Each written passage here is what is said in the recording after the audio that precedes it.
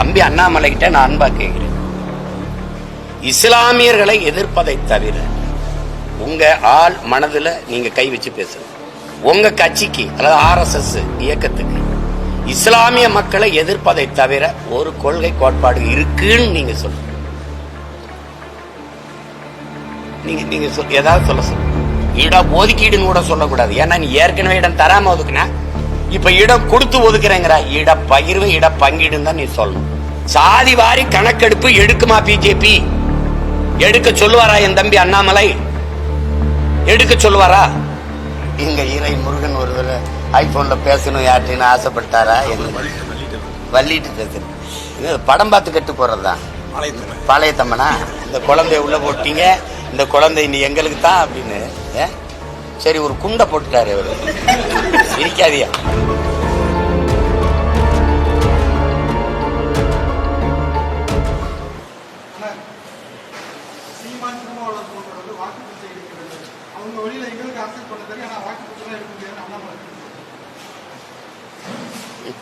நாங்களாவது பிச்சை எடுக்கிறோம், நீங்க பிச்சை எடுக்கிறீங்க.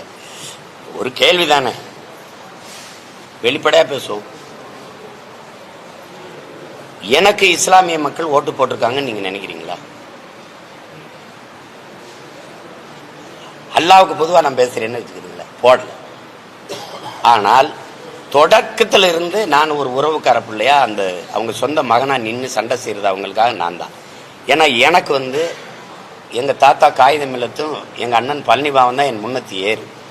அந்த இடத்துல நான் ஓட்டுக்காக நிக்கிறதா இருந்தா இதையெல்லாம் யோசிக்க மாட்டேன். நான் நாட்டுக்காக நிக்கிறதுனால நீ போடு போடாம போ, என் பிறவி கடமை நான் செய்வேன்னு செய்யறேன். அப்படி சண்டை போடும்போது நீங்க ஓட்டு பிச்சை எடுக்கிறதுனா தம்பி அண்ணாமலை கிட்ட நான் அன்பா கேட்கிறேன், இஸ்லாமியர்களை எதிர்ப்பதை தவிர உங்க ஆள் மனதுல நீங்க கை வச்சு பேசுங்க. உங்க கட்சிக்கு அதாவது RSS இயக்கத்துக்கு இஸ்லாமிய மக்களை எதிர்ப்பதை தவிர ஒரு கொள்கை கோட்பாடு இருக்குன்னு நீங்க சொல்லுங்க. நீங்க ஏதாவது சொல்லுங்க. சமூக நீதிக்கு உங்களுக்கு என்ன சம்பந்தம்? சமூக நீதி பேசுற நீங்கள் பொருளாதார அடிப்படையில் இடஒதுக்கீடு எப்படி கொண்டு வந்தீங்க?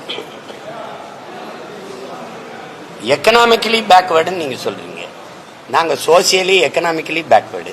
நீங்க இந்த இடஒதுக்கீடு முறை எதற்காக கொண்டு வரப்பட்டதுன்னு முதல்ல முடிவுக்கு வாங்க. ஒருவன் ஏழையா இருக்கிறான்னா என்ன இந்த தெருவில் நடக்க விடல? ஏழையா இருக்கிறான் சீமான் அந்த குளத்துல குளிக்காதுன்னு சொன்னீங்க.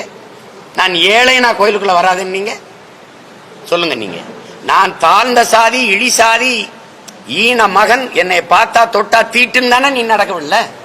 அதுல தானே எனக்கு கல்வி வேலை வாய்ப்பு அரசியல் அதிகாரம் எல்லாத்தையும் பறிச்ச.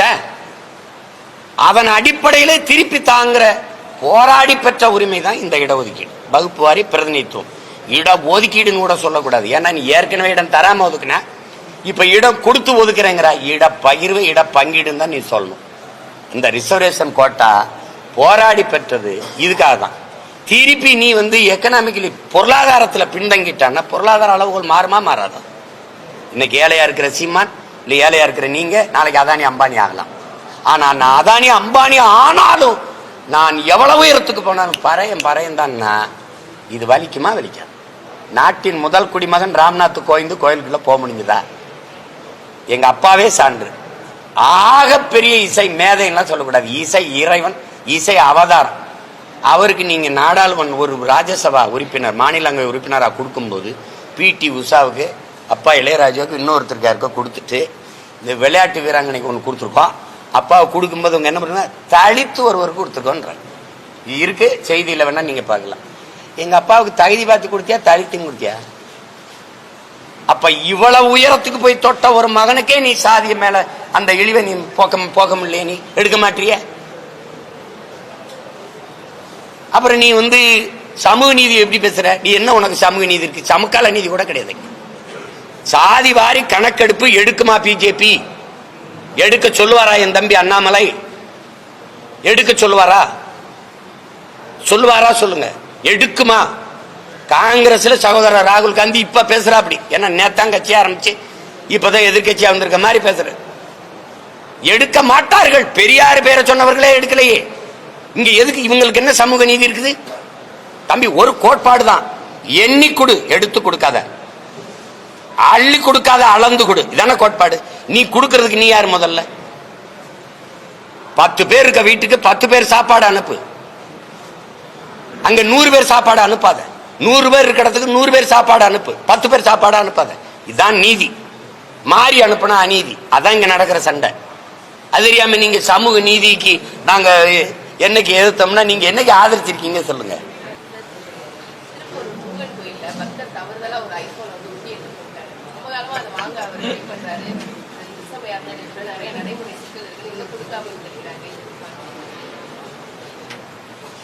அது எப்படி சிரிச்சுக்கிறதா அழுதுகிறதான்னு தெரியல. ஒருவேளை எங்க ஈரை முருகன் ஒரு தடவை ஐபோன்ல பேசணும் யார்கிட்ட ஆசைப்பட்டாரா? வள்ளிட்டு பேசுறது தங்கச்சி. இவர் நம்மாலு காணிக்கை செலுத்தும் போது ஒண்ணு இடது கையில அலைபேசி வச்சுக்கிட்டு போட்டிருக்கலாம். சரி போட்டாரு, அதை எடுத்து அவரு அலைபேசி தானே உறுதி இருந்து கொடுத்து விட்டுருக்கணும். அதுக்கு என்ன இது முறை இருக்கு, ஒழுங்கு இருக்கு? அதுல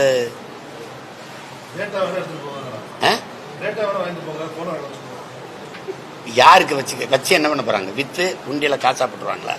இல்ல என்ன பண்ணுவாங்கன்னு இருக்குல்ல சட்டம். திருப்பூர் முருகன் கோயிலுக்குன்னு தனி சட்டம் இருக்கா? படம் பார்த்து கட்டு போறதுதான். பாளையத்தம்மனா இந்த குழந்தைய உள்ள போட்டீங்க, இந்த குழந்தை இனி எங்களுக்கு தான் அப்படின்னு.